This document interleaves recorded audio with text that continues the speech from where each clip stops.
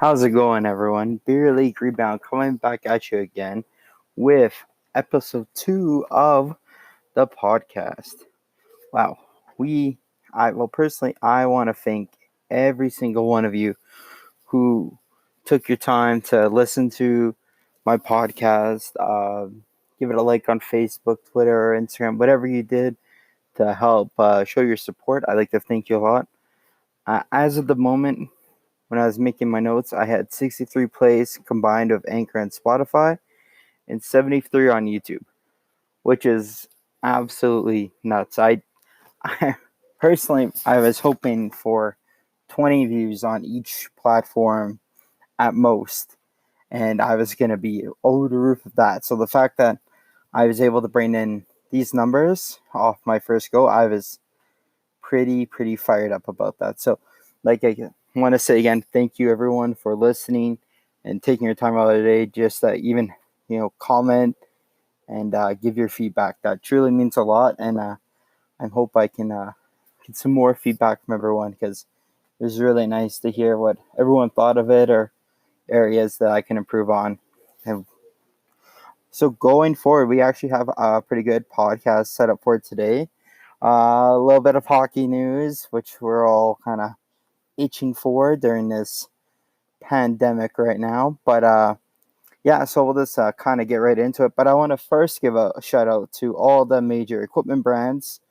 These are all the brands that I'm aware of right now that are also doing this. If there are other brands, please feel free to message me.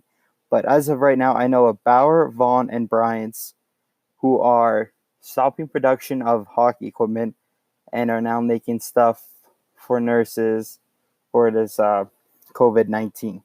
They're making face masks and gowns and with all the whole uh, necessities that these doctors and nurses need right now for their PPE. They are going their way out to do it, face shields and everything. So that's really awesome to see that hockey is already such a small community, but we can make such a big impact all the time, especially these companies. And now it's this is going to be,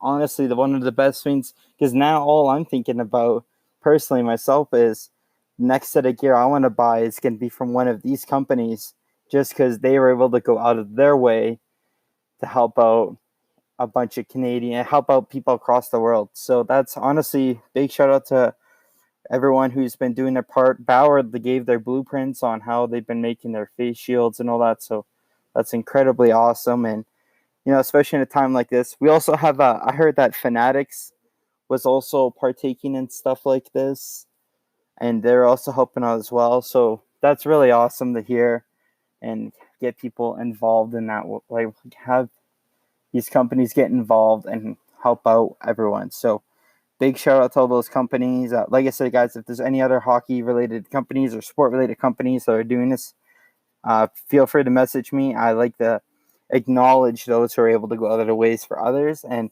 me being a goalie guy, as soon as I saw the Vaughn and Bryant's, like goalie based companies, that really, hit home for me personally. I thought that was absolutely unreal. Because you got to remember, that's such a small market they have to work with, like just selling goaltending equipment. So the fact that they're able to stop making goaltending equipment and just start helping out with this, that's absolutely huge. I know they're big, they're a big corporation and everything else, but it's still, you got to give credit where credit's due. So that's what I'm doing for you guys.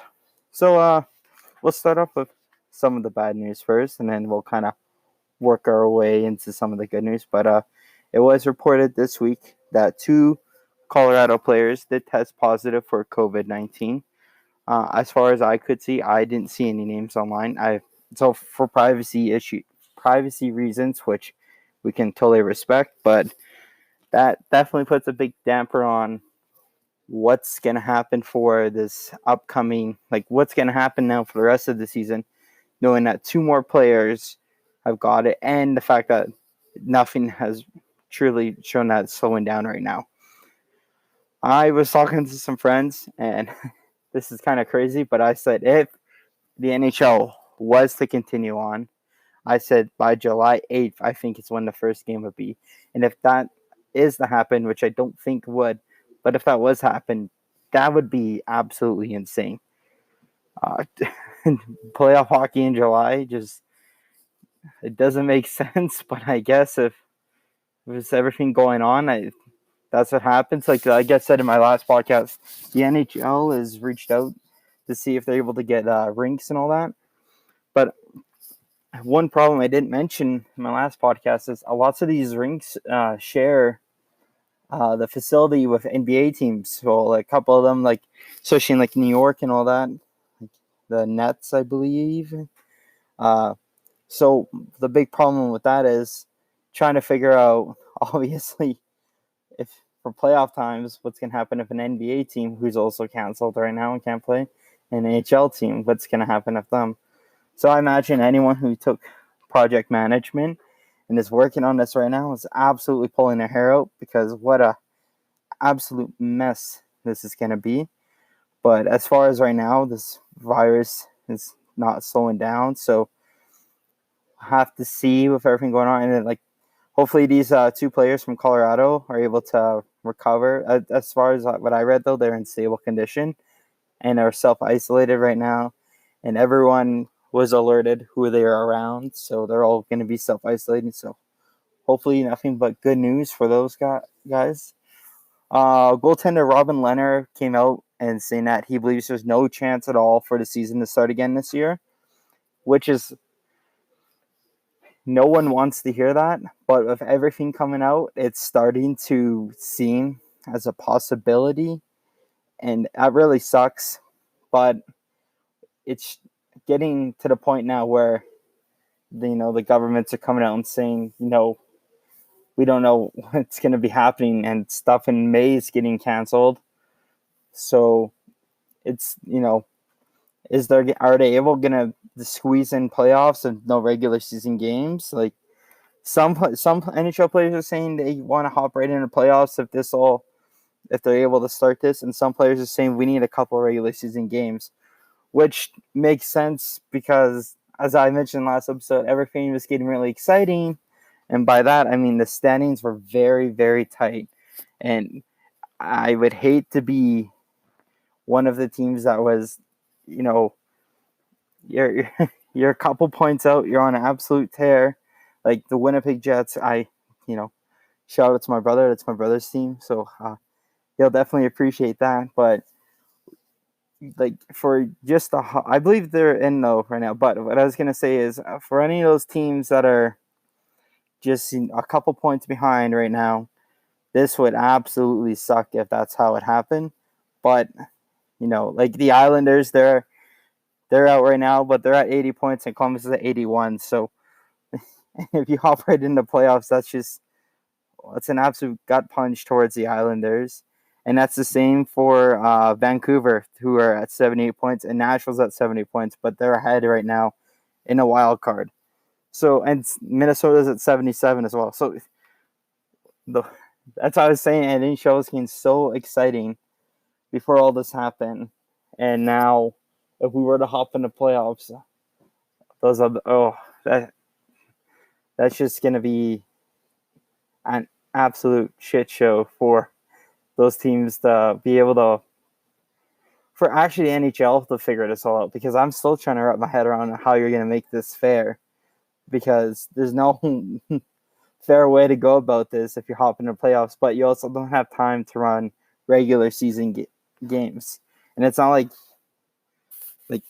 I don't know, like I said, this is just a crazy situation, so I guess we'll see how the NHL will be able to handle it. It's definitely going to be interesting regardless. If you're an Islanders fan or Vancouver fan, sorry to hear that if that's how the situation works out.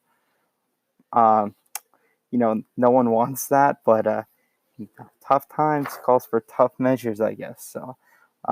So that's kind of all I really wanted to cover for the coronavirus stuff. I might mention it more later on in this, but I really don't, just because I feel like I talked about it so much on our last podcast, and I want to shed some positivity and some good insight on this one.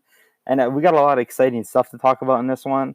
So I'm gonna kind of just leave it at that. I I haven't seen much news coming out about it as well, minus the two players from Colorado and all that. So we'll leave it at that for now. So I kind of wanted to make a funny note here. So I don't know if any of you are on the app TikTok, but the NHL players are absolutely overtaking the app right now with how bored they are in their self quarantine. Um, so we got guys like Kevin BX becoming their own, like, I think he did his own DJ set, I believe. I'm not. And then we got guys like Jack Campbell. Jack Campbell's the one I wanted to mention, the backup goalie for the Toronto Maple Leafs. If the Maple Leafs don't work out for him, the guy should honestly just consider becoming a TikTok star at this point. He's hilarious on the app. If you have the app, I go follow him. Him and his girlfriend have been doing some pretty funny dances. I've just personally wanted to, like I said, shed some funny light onto the situation with these guys being stuck inside. We saw Connor McDavid doing some squats with his dog and stuff like that. So it's always good to see, it's always good to see some of the guys still like trying to show their like professionalism online right now, and let everyone know that they miss hockey too, but they're still enjoying their life the best they can right now. It's pretty funny. I saw Crosby and Ovechkin were talking as well, and how often would you like? This is getting close to playoff times. Like if everything was still going as planned, so the fact that those guys are able to talk right now because there's no hockey is kind of funny in my opinion. How they're able to just talk like any other, but that's what happens when they're professionals and they're able to go about that. So I just wanted to make that funny note because it just made me have a good chuckle at it, and it's lighting up the NHL community right now with these guys doing like these funny dances or their weird stuff with like their hockey sticks in the kitchen and all that. So I thought that was pretty good. We had Eddie Lack retired as well.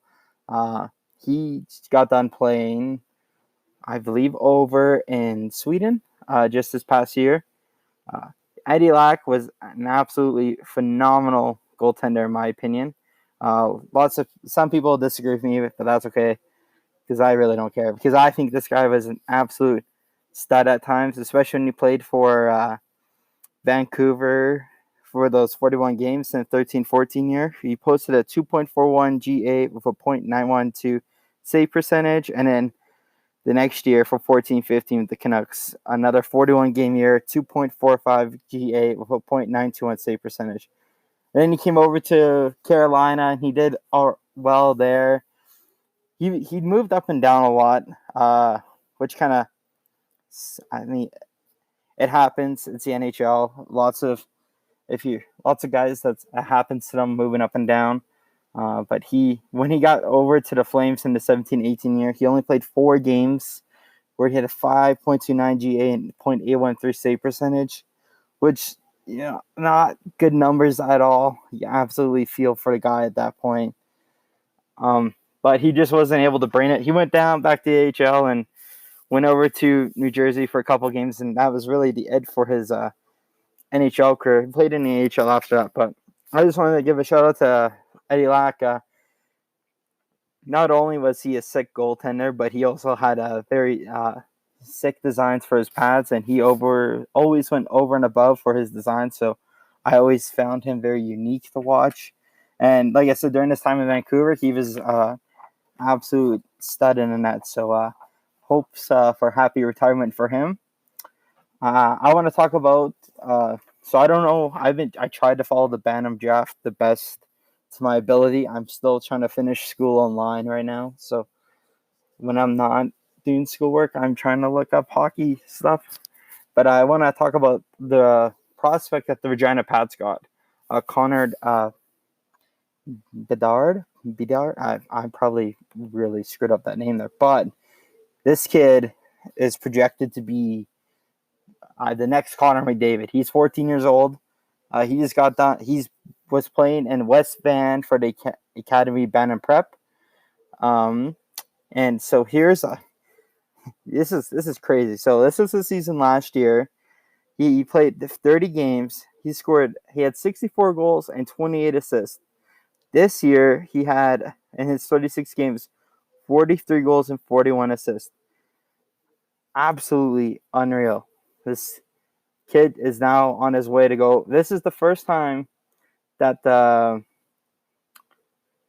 WHL have ever granted access for someone this young that can move up onto the league. It's happened over in like OHL, but for the WHL, this is the first time it's ever happened. So the Regina Pats have an absolutely unreal kid who's ready to work and prove himself even more than what he already has at such a young age going into the WHL. That's going to be a lot of fun to watch. I 14 years old, and he's getting talks of McDavid and like what Tavares had and all that. So I think that's absolutely unreal. And any of my fans or friends or like big WHL fans, definitely watch the Pats this upcoming season with him. He's 14 years old, and I was listening to some interviews, and apparently pressure's not a big deal to him because he's been playing with that all his life. He's a true professional athlete at such a young age, and I think this kid, he's projected to go into any top prospect eligible in 2023 NHL entry draft. So 2023, he'll be probably making his way into NHL if everything goes as planned. So for now, he's just going to go to good old Regina and tear it up there, and we'll see how he performs and everything else. So like I said, I have like very little hockey news. I'm trying to save hockey news here and there to keep these podcasts kind of interesting. But last week, I made a suggestion for top 5 sport movies. But I want to talk about one sport movie I watched last night and how horrible this movie was. I can't stress how bad this movie was. As some of you might be a fan, that's great. But personally, I watched 28 minutes of it and I had to turn it off. I switched it, and I'm not. When I get into a movie, I want to finish it usually, and this one, oof. So the movie's called Full Count. It's based off of a small town farm kid who it's a baseball movie, so not hockey related, but we are talking about top 5 sport movies, so this will be kind of interesting. But this Full Count, what can I say about it? So a small town farmer, the movie moves so quick. That was a big problem with me. It was obviously a very cheap production with it and a very cheap script, and none of it flowed together at all. He'd be doing the beginning of baseball season, then it was the end, then his dad was not letting him sign for the university he wanted to go to because his dad wanted him to run the family farm, and then he's signed to the baseball team, then he's moving away for college, and this happened all within like 5 minutes together of the movie. I was getting extremely lost. So he was supposedly their town hero, won their first state champion, and the good feel story. But folks, please, there's so many other sport movies that we're about to go over. Don't waste your 28 minutes like I did. It's a cheesy Hallmark movie. I didn't see it. I got tricked, and it sucked. I thought it was gonna be. I love those stories where the kid has to prove himself and work his way up and prove everyone wrong. That's it's a good feel good story for everyone. But this one, I was 28 minutes and I felt like I watched a whole hour and a half movie because of how quick this thing moved. It was horrible. But now we can get into the good movies. I know this is what everyone's been waiting for. I got a lot of messages from everyone talking about their top 5s. I wasn't able to get all of them onto the list. I'm going to talk about my top 5 first, and then I'm going to talk about honorable mentions and then what your guys' favorite movies were that I personally haven't seen or I don't remember. So for my top 5 movies, and like I said again, this is all my personal opinion. I'm not here to upset anyone, but uh, so my top 5 sport movies. My first one is number 1, Miracle. If you haven't seen Miracle, then you're missing out on one of the best hockey movies ever made. Uh, Absolute heartstring puller, crazy emotion, lots of history to it. Jim Craig, goaltender for that. He'll get you fired up. Great movie. And it's my number 1. My other ones aren't in order at all, but I had to list my number 1 movie. I can watch Miracle every single day and I won't get bored of it. If anything, it inspires me more every single day. And I'm a recreational goalie now, and I still get fired up watching that movie. It's so good. My the second one I've written down, but this now it's not in order. So these are my top 5, but not in order after Miracle.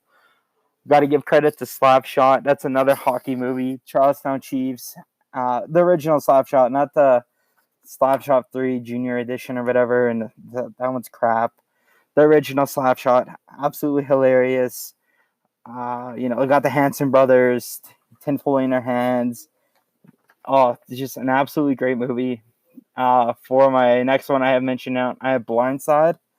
That's another great movie. You got Sandra Bullock in that one, and she, that's a really good heartstring puller movie as well.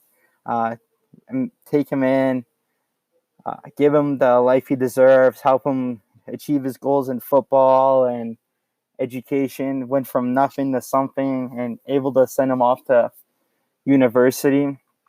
It's an absolutely great movie. I really love that one.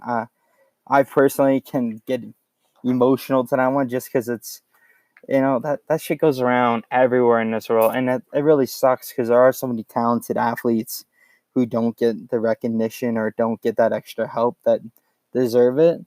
And so when you're able to see these players get that, that help at times and these feel good stories, then you always got to mention them just because it's so good. So that was another one of my top 5s. Happy Gilmore. what can I? Adam Sandler, huge Adam Sandler fan. That movie is hilarious. I actually watched it before I started recording his podcast just because it's so funny. Chubbs, gotta. Chubbs is one of my favorite characters. He has a very small role in it at times, but Chubbs is hilarious, and the whole movie's good. And then for my final one, I have Rocky. But I'm gonna say the Rocky series. I know that doesn't count, but I'm gonna make it count for mine because I'm the one who started this all. So the whole Rocky series would be my one top 5 movie because that whole series is absolutely unreal. Adrian makes me laugh every time he says that, and I love the movie. Another good feel good movie, gets you absolutely fired up, and you get to see Rocky's crazy lifestyle from poor to rich from rich to poor and poor to rich again, and it's crazy. I love that movie. I love the whole series. I think my favorite one, though, if there was going to be a favorite one, would be Against the Russian when Apollo Creed dies. That I think that's the 3rd or 4th. I forget. But that one, or maybe I forget now. But that's my favorite one out of the Rocky series was Against the Russian. Goes over to Russia and trains like a maniac. It's so good. So now I'm going to move on to some honorable mentions. So I did not realize how tough it would be to pick a top 5 sport movies of all time. I thought it was going to be easy, and folks, I struggled. I struggled really good with it. So some honorable mentions from myself, and from some of you who commented as well, because we had the same favorites for movies. So semi-pro Will Ferrell. I'm a huge Will Ferrell fan as well, and he also got Talladega Nights. I don't know if I really classified Talladega Nights as a sports movie, but it's hilarious. If you haven't seen it, definitely highly recommend. If you like that dumb comedy, style of movie. It's so good. Another Adam Sandler movie here, The Longest Yard. That's another prison style movie. A more serious prison style movie though that's also really good is Gridiron Gang.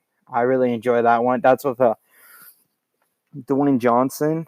He takes in those troubled prison inmates and able to make a successful football program out of it. The Longest Yard does the same thing, but it's like older and it's more funny. If anything, not as serious as like the Gridiron Game, but those two are hilarious. I just recently last night watched Coach Carter. Shout out to Jack for getting me to watch that. I've been meaning to watch that for a while, but I just haven't. But I watched it last night with Samuel Jackson in. Wow, another feel good story. Same ideas like lots of the other movies. These kids kind of grew up in the bad neighborhood and in the Richmond, and they are able to take in what everything Samuel Jackson said to them and go and compete in state champions. But my favorite part of this movie is they lost the first game in state champions. The reason why I love that is because every movie has a feel good story, and it always makes you like, oh, they're always a champion. Oh my god, like it's a miracle. This one was kind of more like a reality. They worked their way, grinded, and then they lost, which is absolutely devastating. But it's a reality of like any sport you play in. So I loved that movie. Thanks again, Jack, for telling me to watch that. It was so close to making my top 5, but I decided to my honorable mentions. Another baseball movie of mine was Bad News Bears, Billy Bob Thornton, hilarious. I also recently, a couple weeks ago, watched Brian Banks. That was another football movie as well. That one's not really sports related, but it is at the same time. If you haven't watched it, I highly recommend. It's about a NFL athlete that was accused of, I believe, it was sexual assault against his girlfriend or something like that. I don't exactly remember, but anyways, he got convicted of it, but it wasn't true, and he was able to take it to court and all that. So, like I said, not really sports related, but it was another where he worked at his court case and still training, become an NFL athlete. And at the end of the day, he got his chance to go out in the field and play. I think he only played 2 games, but he still achieved his goal. So another hockey mention, Mighty Ducks and Goon. Those are also absolutely legend of movies as well, especially the whole Mighty Ducks series. You can't go wrong with that. Another Adam Sandler was Waterboy. And then we also have Dodgeball and We Are Marshall and Rudy. So those are the last of my honorable mentions. I feel like I'm dragging on with the honorable mentions. Some of you also gave me your fan favorites. As I mentioned, some of you also gave me some of your fan favorites, and I apologize. These are the ones I haven't seen, so I wasn't able to relate to them. Or I might have seen them, but I forgot. Sorry, Austin. I haven't watched Moneyball. I think I lied to you on that. It's in my added list on Netflix. I will give that one a go. Tin Cup, Bleed for This, Remember the Titans, Field of Dreams, 42, Young Blood, and The Legend of Beggar Vance. These ones I haven't gone around to watch yet, and I apologize.